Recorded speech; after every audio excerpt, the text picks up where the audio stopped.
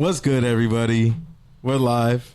Pete D. Camarillo back on the mic. I'm joined as always by Kenneth Berry. I felt like I just went on a groundhog or a wild goose chase. I thought, what just happened? That's pretty much how I feel from last week, man. But shout out to you for holding it down.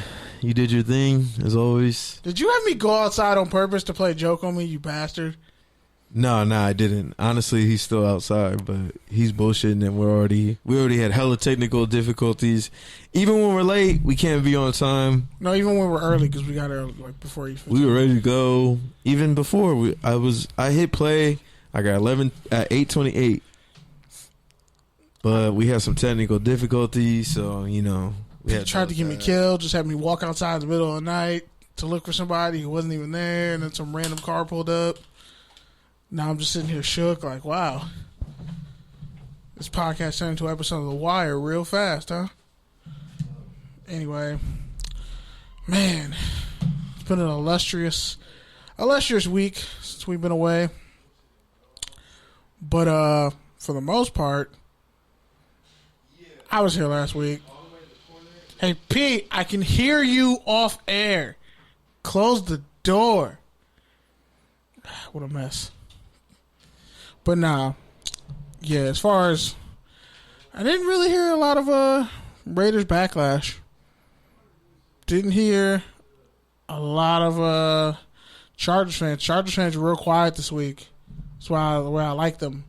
Just never talking, because honestly, you don't win anything, and no one wants you in LA. So it's a tough pill to swallow. But hey, it is what it is. The Rams are looking like they're not going to make the playoffs, which, yeah, kind of whole being a Rams fan backfired a little bit, but you know what? It'll be worth it, especially when that stadium's done. But anyway, I'm just going to start off the show. I don't know if Pete did it. Rest in peace to Charles Rogers, former, I think, 3rd overall pick, NFL draft. Was like an All-American receiver out of Michigan State. Dude was like 6'5", 4'3", 340. Stupid athleticism. Teammates to Plaxico Burress at one point. All right, so what I missed? I was saying R.I.P. to Charles Rogers. Former Detroit Lions receiver. He died of cancer and liver failure. Yeah, man, that's crazy. He's like 38. Yeah, that was crazy when I read that. He smoked a lot of weed, but I mean, he needed it. It was like for medicinal use. But he smoked himself out of the league, didn't really play all that great, and it didn't help that he got slammed a lot. It didn't help that him going to the Detroit Lions when Matt Millen was GM, that was god awful. Like, they had no talent. They had nothing. They had nothing to really develop him with. Like, I think if he gone anywhere but Detroit, he probably would have been all right. But unfortunately, his career wasn't really didn't go that great. But, it is what it is. Just R.I.P. to that man. Died at 38. Yeah, man, that Cancer was a lot. Liver failure. That was a lot, man. And also, obviously, shout out to you, man. Shout out to the homie JD for pulling up on us. What up? Even though he low-key jacked the show, but I'm sorry. Like, I was literally like, I can hear you, Pete, from the hallway. Yeah, man. Look, it's complicated directions. Yeah, I was man. trying to get some money before when you this, trying to and it pull up lasted and you can't even pull up longer on than I time, thought. bro. When you trying to surprise people and you don't even show up on time. I did try though. I left my house. They're like, oh, where'd you call me? You wanted me to show up an hour early? I thought it was 30. I thought you could do the quick pull up. No. Yeah, nah, man. Man, I'm glad we're friends already. This would be a really bad first impression. I know, dude. It would be like, man, I'm sorry. I didn't even see you. You just Go show back. up on my radio show. Damn, Go real back friend. years. That's a real friend. and I Nah, it is real friends. I fuck with you, bro. But We yeah, live man, together. introduce yourself. Who are you? Talk to the people. How y'all Don't doing? be rude. My name is JD Bailey. Thank you guys for having me. I'm an event producer, have a company, Open Canvas. Also have a nonprofit, Journey Through 100, do poetry as well. And I just like bringing the community together, pushing the culture and positivity. So. Yeah, man. And go back history-wise a yeah, long way. JD was actually probably our first live guest ever. Hey. Like, yeah, he pulled up on us at the old studio. Right, And right. even Just before like this, that, a For little the bit late. sports studio. Nah, but that time you weren't planned to be late. This time you're like, I'm gonna show up.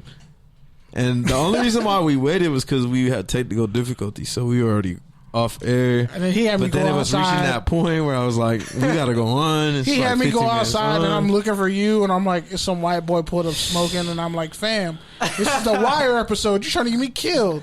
I'm glad y'all are on your stuff now. I'm still working on mine, but we move forward. It's That's true. We're We go all the way we're back to getting it together. CSUN. We're Yeah. all getting it CSUN alums together. now. Man, it's crazy, yo. So many things have changed, but we still here. But yeah, man. Having rappers come on doing ciphers in the studios. That's Oh. that's some legendary shit. But yeah, man. Speaking of the Valley, on a We're speaking to the Valley. much more somber note, shout out to Saugus High School Rest in peace to out here all in the victims. Southern California. I actually interned at that school district, like my junior year or fourth year, when me and this dude JD were roommates. Yeah, I interned there. So it's crazy. yeah, it was really Again. crazy. Our friend Mancini, he's been on the show quite a few times.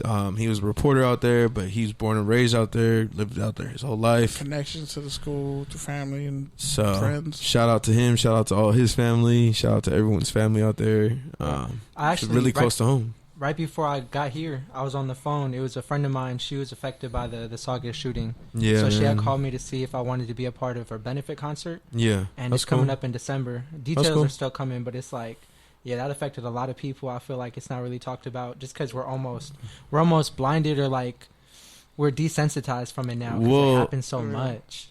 Yeah, You for know? sure, I definitely. wasn't even. I was surprised, but I wasn't surprised when I found out. Oh, but it's like the kid. It was on his 16th birthday that he did it. That's why it's like, just allowed him like to do that on your own birthday. Wow. That's insane. I'm praying for everybody I involved. think there's confirmed 2 dead. I think I might 2 have heard dead, 3. 5 injured, and then I think Yeah. the shooter, he's brain dead, or he's in critical condition where he might not make it. That's at least some of the reports. Yeah, man. It's just really sad. That's all. Yeah. So It's even on the radio on 710. Like Still the producers was like one of them went to Saugus High School, and the other one like had sons and daughters that went there or something. So it was like even they were talking about it, and they were like, like people don't realize like Santa Clarita is really close to LA. Like a lot of Yeah. people are from there. Like yeah. driving to the city, like it's a 20, 25, 30 miles out. And something I learned too is that their community is a lot more tight knit than a lot of places in LA. Yeah, for Because sure. it's farther out. A lot of And people it's a grow lot up and white stay there. Almost secluded. Yeah. Like, it's weird. And But the it has its fires- own. It has its own dynamics, just because, like, there's like Canyon Country and Valencia, and there's like just different parts of the Santa Clarita Valley. Yeah. But it's still right there. Like, Yeah. And it's just kids, man. Do you guys think there's This a close- solution? Nah, I feel like there's so many problems that if you solve one problem, there's still like 85 more. And then you also factor in human nature. Like, this stuff it's become an everyday thing, but it's still sad. Because, like, I remember, like, when we were coming up and we were kids, you didn't hear about school shootings like that. It was just Columbine. Right. Yeah, that's why Columbine was so big. yeah, for sure. Because it was like, what? But now it's like, I think back to when I was growing up, and whatever we considered bullying or whatever it was, or just how kids handled things, we were either self-sabotaging ourselves. It wasn't really outward to where we took it out on everybody else, like in violent kind of ways. Like, you wouldn't hear, like, oh, like 35 people got stabbed at this high school. Like, it was just different. Like, it was a different era. We handled things differently. We weren't inundated as much with social media when we were kids. It was kind of like, it was built off us growing and maturing, and then we grew into it. But now it's like all these kids growing into this era to where everything's so fast, and it happens so fast. Like, I hope they all get grief counseling. I really do. Yeah. The resources, like, that's super major. Because that's like everybody's life. It's changed from something like that. Like I've had schools locked down and all that stuff, riots. Well, like even my girl, like she's finishing her master's degree, but like they get bomb threats like every other day at Cal State LA.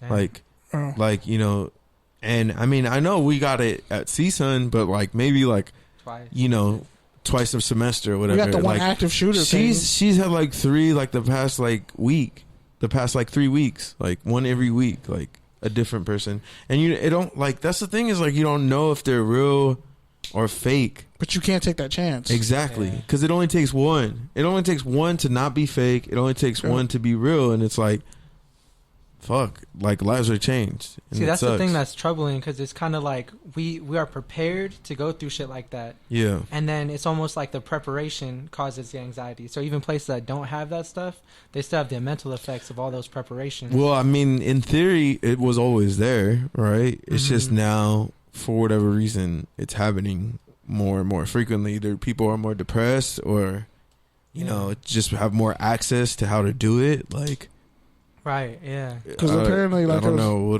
what it is. It's the chicken before the egg. It was like a message board, I guess, where like it said, "Oh, everybody have fun at Saugus High School tomorrow." Like they report that on KTLA, and like all the facts and stuff that came out. And then people were saying, "Oh, he's a nice kid. Like we never expected anything like this." It's crazy that kids nowadays are going to school and they're like, the thought crosses their mind like, I might die today, and I kind of have to be okay with that. Like there's nothing I can do. Like that's some foul shit. Yeah. Like to think about, like when I was going to school, like 15. Yeah, at 15, I might die today. Younger than that, shit, probably like 10, 12. Like right. And it's crazy because I remember when I was a kid, like, hey, I grew up in East Oakland in the 90s and shit was bad, but like I never was in class thinking I'm gonna fucking get shot. Well, obviously it's worse, you know, when it's students. I mean, when it's kids, but you know, it's kids, it's students, it's Borderlands. Like what, just over a year ago? Like, yeah, I know people who were affected by that. It's everywhere. Like you, like even when I've gone to festivals, it's like, you know, you try not to think about it. It could be because of the setting, but like, you know, Vegas. Yeah, there's like, it's like anytime you go to a crowd now, it's almost something you just kind of have to like compartmentalize and not think about, like, because. But you think about it, like I went to the Mortal Technique concert this past Friday. I immediately like, full disclosure, I was fucked up on a brownie, but everybody was high at that show. It was like it was a mature crowd. You know, like you think Immortal Technique, gangster rap. What's this shit gonna look like? Nah, it was like, man, a bunch of people here got kids, they chilling. It was a good time, all that. But I made sure I knew where the emergency exits were. I was close to the exit. I was close to the bar. So when shit pop off, I'm jumping over and hiding with y'all. Like, I don't care how high I was. Like, I always, like, a friend of mine said, never be high or drunk enough to where you can't fight off two men. And I just, like, for some reason, I just take that with me. Like, all right, I'm never going to be too in the moment or whatever to not know where the exits are. And it's sad that like we really live like that. Like at work, I'll be like, some shit could pop off at my job. God forbid, knock on wood. But what can I really do? Like I can't prevent some bad shit from happening that I don't want to happen when I don't know when or where it's gonna happen. Right. So it's like something I learned too, because I've been working a lot in the mental space. Like I had recently applied for some grants, and my girl Melissa, who you met, she got a grant for mental health. And it was just interesting because I got to go to the seminar. Man, shut the fuck up. I don't want to listen to this guy talk. The luchador chick? Nah. Yeah. Nah, fuck this guy. All of a sudden, he got a girl, bro. I ain't seen this man in like a year. We having a really serious moment and you just do this? I know. He really was having a serious moment. This is my fucking boy, man. I know. Fuck this guy. He's getting news on the radio. Show up. You ain't been watching his IG stories? Come on now. Come on, man. You all know I'm petty Pete. What? I know he's petty, but let me get back to this because this is actually very important. This is real. Everybody pay attention. Come back. So it's crazy. What I learned is that within the mental health space, it takes like, it's a whole progression. So like first we're hit with these different practices that cause anxiety. Then the anxiety causes stress. Stress causes different habits. So whether it's eating, whether it's, you know, unhealthy addictions, those different things. Yeah, my weight is